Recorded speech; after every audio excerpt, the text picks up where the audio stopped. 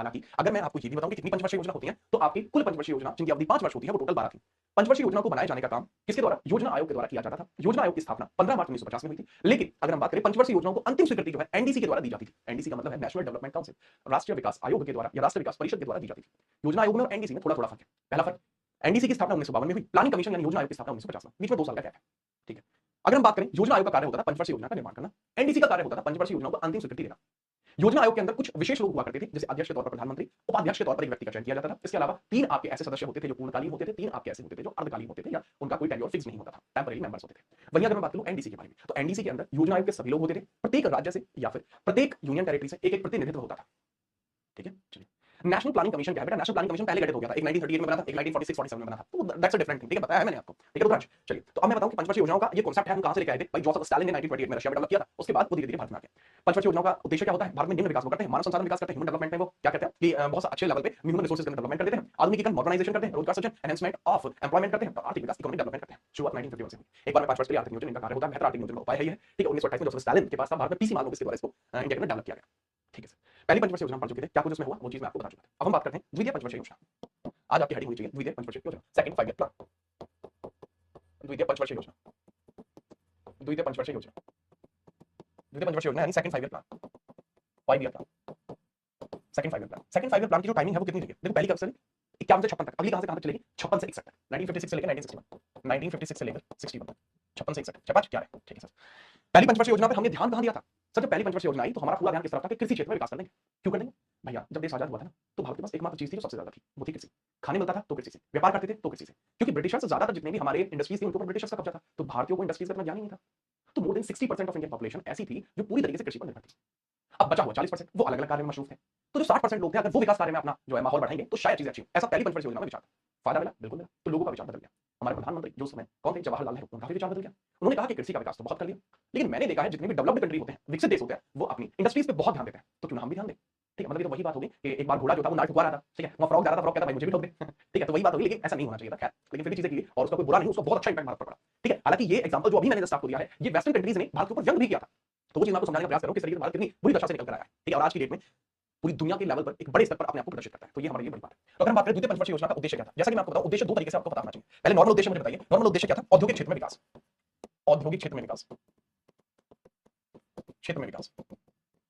औद्योगिक क्षेत्र कौन सा होता है सर? द्वितीय क्षेत्र, बताया था ना, इकोनॉमिक्स के सेक्टर्स बताए थे। जी हाँ, तो बात वही है बस, औद्योगिक क्षेत्र में विकास यानी सेकेंडरी सेक्टर में development, secondary sector development, secondary sector development. औद्योगिक क्षेत्र को क्या बोलते हैं? इंडस्ट्रीज, इंडस्ट्रीज, इंडस्ट्रीज, यही बोलते हैं जी सर। लेकिन सर एग्जाम में तो कभी कोई जीडीपी पूछ लेता है। भाई सही बात है, जीडीपी पूछ लेता है। तो अगर मैं बात करूं, हमने सोचा था कि हम 4.27% जीडीपी बढ़ा लेंगे। हमने सोचा कि हम 4.27% जो जीडीपी है वो 4.5% जो जीडीपी है वो बढ़ाएंगे। उद्देश्य क्या है हमारा? जीडीपी उद्देश्य, उद्देश्य हमने सोचा था कि हम अपनी जीडीपी को 4.5% बढ़ा देंगे, ये हमारा उद्देश्य था। हम कितना प्राप्त कर पाए? 4.27% हमने प्राप्त भी कर लिया। मतलब कुल मिला के एक अच्छा खासा नंबर यहाँ पे प्राप्त किया गया है, एक अच्छा खासा नंबर यहाँ पे प्राप्त किया गया है। 4.27% यहाँ पर हमने प्राप्ति भी की है। ये एक बुरा नंबर नहीं है, काफी अच्छा नंबर है। ठीक है, सोचा इतना मिला इतना, तो कहें एकदम बढ़िया, मजा आ गया भाई। ठीक है जी। अगर हम बात करें द्वितीय पंचवर्षीय योजना के अंदर, कई बार आपसे एग्जाम में क्या पूछेगा कि भाई ये किसका मॉडल था? कौन ऐसा व्यक्ति था जो भारत में स्टॉल लगवाना चाहता था, या कौन ऐसा व्यक्ति था जिसके मतलब इरादे थे जो आपको इंडस्ट्री के डेवलपमेंट करने के बारे में प्रेरित करते थे? तो दैट वाज पीसी महालनोबिस। इस मॉडल का नाम क्या है? इस मॉडल का नाम क्या है? PC Mahalanobis model, PC Mahalanobis model, Mahalanobis model, PC Mahalanobis model. तो ये पीसी महालनोबिस मॉडल पे काम किया करते थे। ये जो मॉडल है पूरा पीसी महालनोबिस मॉडल है। इसके अंदर क्या क्या प्रमुख कार्य हुए हैं? प्रमुख कार्यों की बात करते हैं। देखो, 3 औद्योगिक कंपनियों का निर्माण हुआ, 3 इंडस्ट्रीज का निर्माण हुआ, 3 औद्योगिक कंपनियों का निर्माण, 3 बड़ी औद्योगिक कंपनियों का निर्माण, औद्योगिक कंपनियों का निर्माण क्या होता है? निर्माण कहां कहां पे हुआ? देखो, सबसे पहले दुर्गापुर,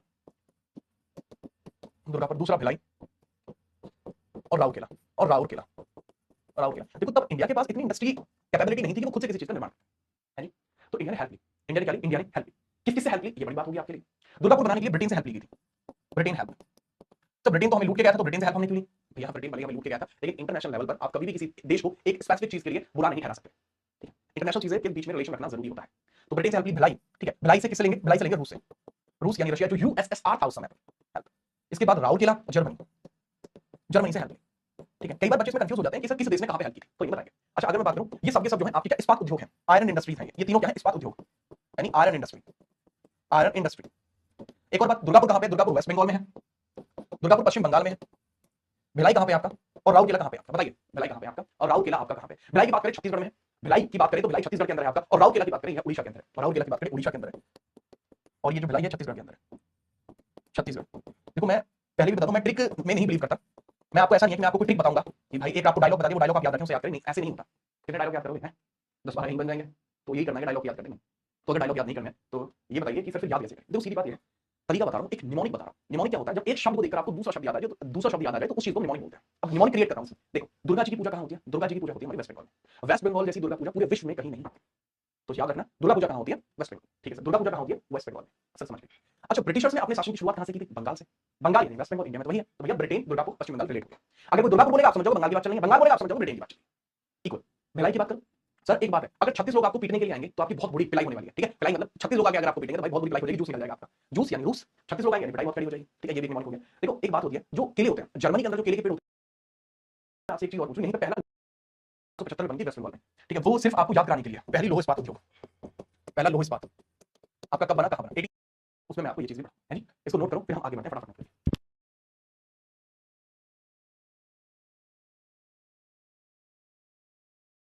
ये और देख लीजिए, ठीक है। और मैं बताता हूं, देखो काम यही नहीं हुए, काम और केवीआईसी की स्थापना, इन दोनों की जो स्थापना, खादी विलेज जो है, खादी ग्रामोद्योग, खादी ग्रामोद्योग पर ध्यान देना, स्वदेशी उत्पादकों के लिए यहां पर यह काम किया गया था। ठीक है, भारत में स्वदेशी प्रोडक्ट के बढ़ावे पर, स्वदेशी प्रोडक्ट के बढ़ावे बढ़ावे पर ऐसा किया गया। कब की गई थी स्थापना? 1957 में की गई थी, हेडक्वार्टर मुंबई में। कब की गई थी स्थापना? 1957 में की गई थी, हेडक्वार्टर मुंबई में, हेडक्वार्टर मुंबई में है। क्लियर जी सर। एलआईसी की स्थापना बता दो भैया। एलआईसी की सर 1956 में की गई थी, 1956 में। वर्तमान में इसके जो चेयरमैन है वो राहुल मोहंती है। ठीक है, राहुल मोहंती है यहाँ पे। ठीक है, राहुल मोहंती वर्तमान में LIC, life insurance corporation, life insurance corporation, life insurance corporation. ठीक है भैया, जीवन बीमा आयोग, जीवन बीमा निगम, एलआईसी में काम करता हूँ है, बता देगा मुझे है स्कीम के लिए। तो ये चीज आपको यहाँ पे याद रखनी है। तो ये हमारी हो जाती है सेकंड पंचवर्षीय योजना। इसके अंदर जो इंपोर्टेंट काम थे वो सारे के सारे मैंने आपको लिखवा दिया। इसके अंदर हम इंडस्ट्रियल विकास के बारे में सोच रहे थे। अगर हम बात करें, यह योजना काफी सफल रही, लिख देना सेकंड पंचवर्षीय योजना, सेकंड 5 ईयर प्लान काफी सफल रहा योजना, बहुत सफल रही, बहुत सफल रही, बहुत सफल रही। इंडस्ट्रीज का अच्छा विकास हुआ। ठीक है, चलिए इंडस्ट्रीज का अच्छा विकास हुआ, अच्छा विकास हुआ, अच्छा विकास रहा, लेकिन फिर से जितना नहीं रहा, जितना सोचा था इतना नहीं रहा। ठीक है, चलिए कोई समस्या नहीं सर? कोई समस्या नहीं, नोट कर लोगे? हाँ जी सर, नोट करके लेंगे, कर लिया, नोट करके लेंगे, नोट कर लिया। थर्ड पंचवर्षीय योजना आप सभी जानते हैं क्या था, कार्य से 67 तक। ठीक है, उद्देश्य प्राथमिक आत्मनिर्भरता, बहुत खतरनाक शब्द है। अभी आप इस शब्द का मसला समझना, क्या मसला है मेरे बच्चे? जब जब आत्मनिर्भरता शब्द आया है तब तब वो पंचवर्षीय योजना फेल भी है। एक चीज याद रखना, लास्ट की 11वीं और 12वीं को छोड़ दो, जब जब आत्मनिर्भरता शब्द आया तब तब वो योजना फेल। आगे याद रख लेना इस चीज को। ठीक है, ये मैं ये चीज नहीं कह रहा हूं कि मैं जो चीज कह रहा हूं वो स्पेसिफिक है, नहीं ऐसा ही होगा। ये एक हिंट होता है, हिंट। ठीक है, थोड़े थोड़े हिंट आप देते हैं खाने। ठीक है, चलिए तो बस थोड़े थोड़े हिंट है। अच्छा, जीडीपी का उद्देश्य बता दो, मास्टर सारे उद्देश्य बता ही रहे तो जीडीपी का भी बता दो। तो जीडीपी के जो उद्देश्य है बड़ी मुश्किल से याद होते हैं। तो अगर आप में से कोई बच्चा ये सोच रहा होगा सर एक बार में याद हो जाएंगे क्या? नहीं बेटा, एक बार में याद नहीं होते, जीडीपी के उद्देश्य को याद करने में समय लगता है। ठीक है, हालांकि इसका जो है मतलब मुझे ऑलमोस्ट याद है, इसका 56-24 है। 56-24 का मतलब क्या है? 5.6 हमने सोचा था और 24 हमने प्राप्त कर लिया। ये हमारा उद्देश्य है और ये हमारी प्राप्ति। तो बेटा पता तो आपको यहीं से लग जाएगा कि ये योजना पास हुई है या फेल हुई है, यहीं से पता लग गया है जी। लेकिन अगर मैं बात करूं इसके अंदर प्रमुख कार्य कुछ ना कुछ तो हुए होंगे, प्रमुख कार्य कुछ ना कुछ तो हुए होंगे। चलिए ठीक है,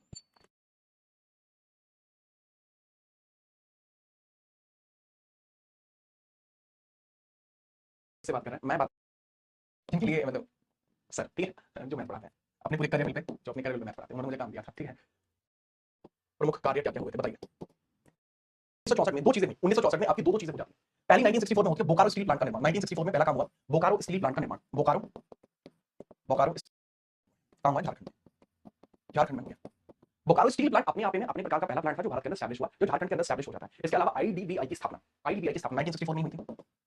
आईडीबीआई की स्थापना, industrial development bank of India, development bank of India, of India, industrial development bank of India की एस्टैब्लिशमेंट होती है आईडीबीआई की स्थापना 1964 में। इसके अलावा एक स्थापना 1965 में हुई थी, एक स्थापना 1965 में हुई थी, that was FCI, that was FCI. 1965 में एफसीआई की स्थापना हुई है, फूड कॉर्पोरेशन।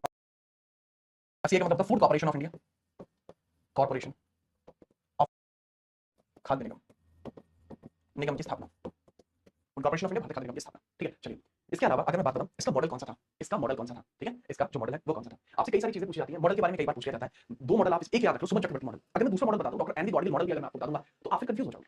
हालांकि अगर आप बड़े लेवल पे एग्जाम की तैयारी कर रहे हो तो इसमें मॉडल के दो नाम याद रखना। अगर आप एक वनडे एग्जामिनेशन की तैयारी कर रहे हो, सुमन चक्रवर्ती मॉडल याद रखना। मॉडल कौन सा है? सुमन चक्रवर्ती मॉडल। इसका मॉडल कौन सा है? चक्रवर्ती मॉडल। बेटा मैं दोबारा बता रहा हूं, आई रिपीट माय थिंग्स। यदि आप बड़े लेवल के एग्जाम की तैयारी कर रहे हैं तो ऐसी स्थिति में आप याद रख लेना सुमन चक्रवर्ती के साथ इसमें आपको दूसरा मॉडल रिमेंबर रखना पड़ेगा जिसको बोलते हैं doctor NV Gadgil model. Doctor NV Gadgil model, reason क्या है? देखो एनवी गॉडगिल मॉडल सिर्फ एक तरीके से यूज हुआ था, मेजरली जो पोर्शन था वो सुमन चक्रवर्ती मॉडल पे था। सुमन चक्रवर्ती जेएसएनडीवी बोलते हैं बहुत से लोग, उस पर ध्यान मत दो, आप सुमन चक्रवर्ती पे ध्यान दो। एग्जाम में सुमन चक्रवर्ती बोला जाएगा, अगर आप डिस्क्रिप्शन लिख रहे हो वहीं पे तो बता देना डॉक्टर एनवी गॉडगिल का भी मॉडल यूज हुआ है। डॉक्टर एनवी गॉडगिल का मॉडल क्या था? डॉक्टर एनवी गॉडगिल का हमेशा ये कहना होता था कि यदि आप भारत के अंदर विकास चाहते हैं तो सबसे पहले गवर्नमेंट को इंडस्ट्रीज वो करना पड़ेगा, जो भी गवर्नमेंट थी भी, लेकिन उसके अंदर वो चाहते थे कि उस चीज का रेगुलेशन, उस चीज के रिगार्डिंग डॉक्टर एनवी गॉडगिल यहाँ आए थे। अगर एनवी गॉडगिल के आने के बाद में बताऊं क्या हुआ, डॉक्टर एनवी गॉडगिल भारत में आते हैं और इन्होंने एक बहुत बढ़िया काम कराया था 1965 में। 1965 में एनवी गॉडगिल ने एक बहुत अच्छा काम कराया था इंडिया के अंदर, जिसको बोलते हैं कृषि कीमत आयोग। ठीक है, कृषि कीमत आयोग की हम बात करते हैं, कृषि कीमत आयोग की हम बात करते हैं, जिसको स्थापित किया गया था 1965 में। 1960 इसी योजना के अंतर्गत हुआ था 1965 में, एक आयोग की स्थापना हुई, कृषि कीमत आयोग। कृषि कीमत आयोग, आयोग, agriculture price commission, agriculture price commission, agriculture price commission. ठीक, लेकिन वर्तमान में तो ये आयोग काम नहीं करता। वर्तमान में तो ये जो आयोग है ये काम नहीं करता। बेटा 1965 में इसका नाम चेंज हो गया, 1985 में इसका नाम चेंज हो गया। 65 में एस्टैब्लिशमेंट होती है, इसका नाम 1985 में चेंज हो गया। 1985 में इसका नाम चेंज हो जाता है, 1985 में इसका नाम चेंज हुआ और नाम चेंज होकर क्या हो जाता है इसका? Commission for agriculture, commission for agriculture cost and price, commission for agricultural, commission for agriculture cost and price, कीमत और मूल्य, इसको बोलते हैं कृषि कीमत और मूल्य आयोग। कृषि कीमत और मूल्य आयोग इसको बोला जाता है। इसका कार्य क्या होता है? आपको एमएसपी एमएसपी एमएसपी सुनते हो ना, मिनिमम सपोर्ट प्राइस, न्यूनतम समर्थन मूल्य, उसको तय जो किया जाता है वो 1985 commission for agriculture cost and price के द्वारा ही तय किया जाता है। इसका कार्य क्या होता है?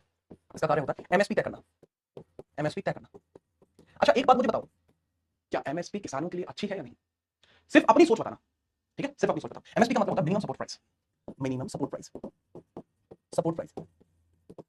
अच्छा एक बात और बता दूं, America, Canada, Australia, Italy, Germany, France countries में कोई एमएसपी नहीं होती।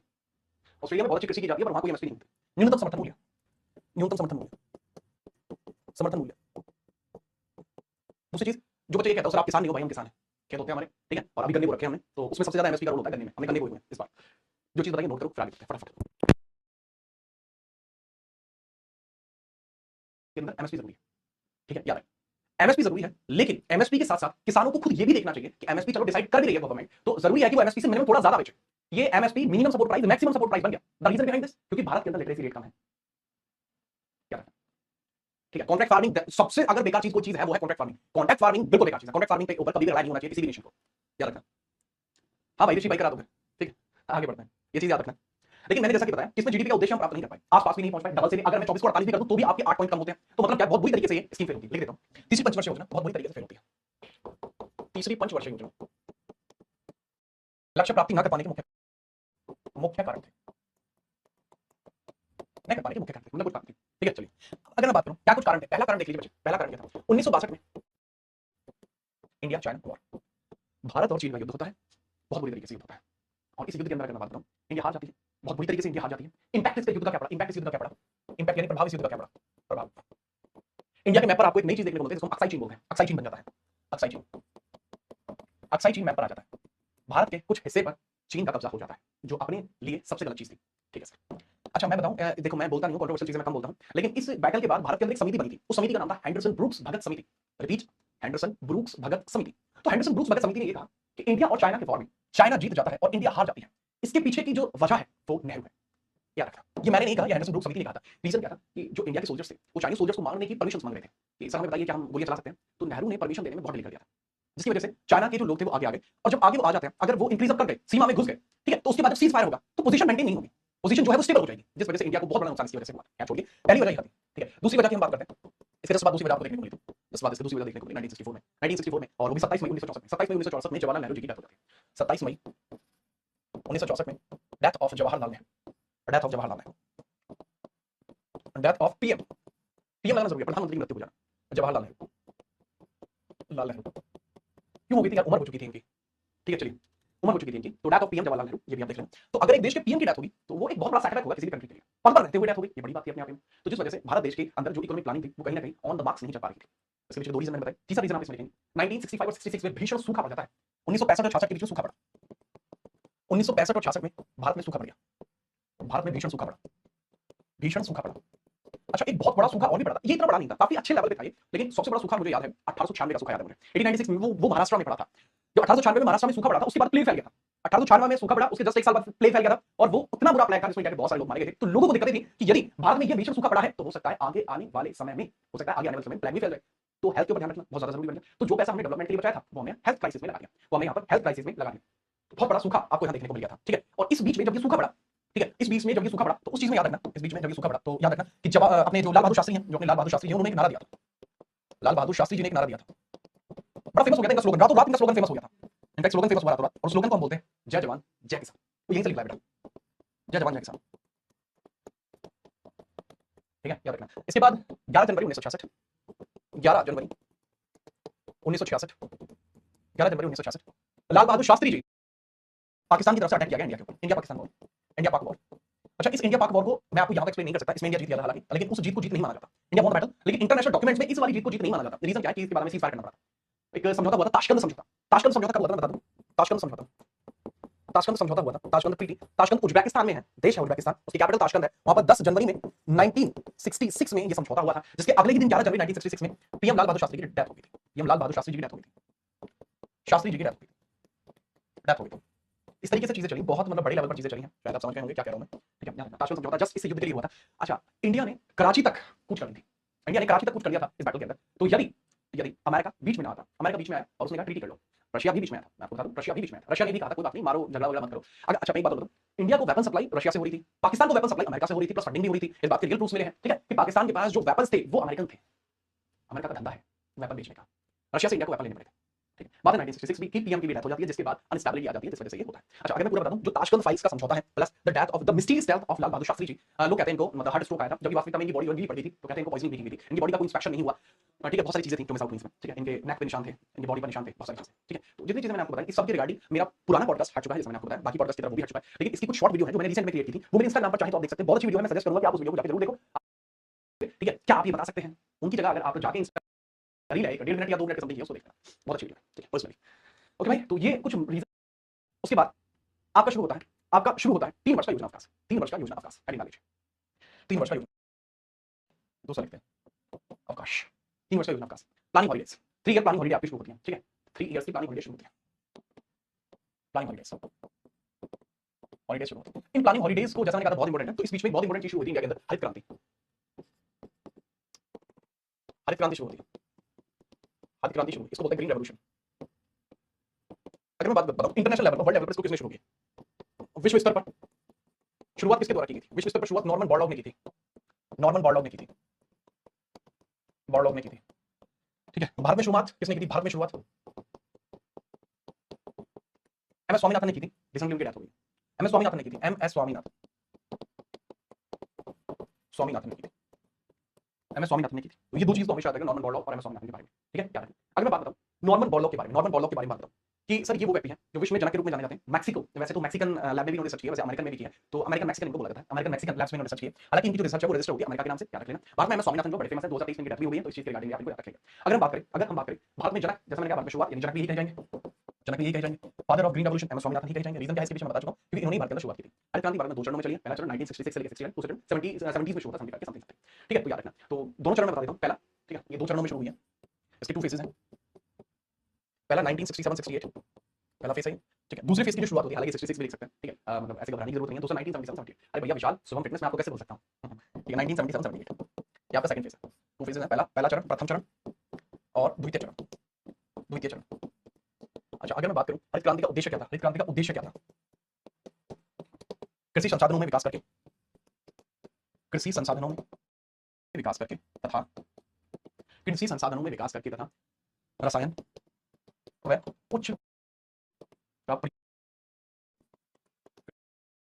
to enhance the agriculture usage of the pesticide and the hybrid seeds and reform the agricultural works so that the agriculture production can be enhanced, ठीक है। चलिए, अगर हम बात करें इसका क्या कुछ मतलब प्रभाव क्या पड़ता है इसका, या किस तरीके से इसमें क्या क्या परिवर्तन किया गया, क्या क्या परिवर्तन इसमें हुआ, परिवर्तन देखिए क्या क्या परिवर्तन हुआ, परिवर्तन क्या क्या हुआ और इसका प्रभाव क्या क्या रहा, कैसे कैसे रहा, प्रभाव देख लीजिए। सबसे पहली बात जो इसका प्रभाव था, प्रभाव क्षेत्र देख लो, पंजाब हरियाणा और पश्चिमी उत्तर प्रदेश, पंजाब हरियाणा एंड पश्चिमी उत्तर प्रदेश, पश्चिमी उत्तर प्रदेश, पश्चिमी उत्तर प्रदेश। इसके पीछे का भी रीजन है, अगर मैं आपको बताऊं इसके पीछे का भी रीजन है, परिवर्तन क्या क्या हुआ, रसायनों का प्रयोग, ठीक है, रसायन प्रयोग व्यवस्था किया गया, फसल चक्र का प्रयोग किया गया, क्रॉप रोटेशन, आधुनिक मशीन व उर्वरक प्रयोग हुआ। इसका प्रभाव जो क्षेत्र तो मैंने बता दिया, इसका प्रभाव कौन से प्रकार के कृषि पर पड़ा, किस कृषि पर पड़ा इसका, सर गेहूं, पश्चिमी उत्तर प्रदेश में ही क्यों पड़ा, इसके ऊपर हम कल अच्छा, आपको पता है योजना विकास क्यों शुरू हुआ था? क्योंकि भारत के पास 5 वर्ष के पैसे नहीं थे कि वो 5 वर्ष का कोई प्लान लेके आ पाए, इतने पैसे नहीं थे भारत के पास। इसलिए ऐसा प्लान हमें लेके आना पड़ा। हाँ जी, आज की क्लास यही रहेगी।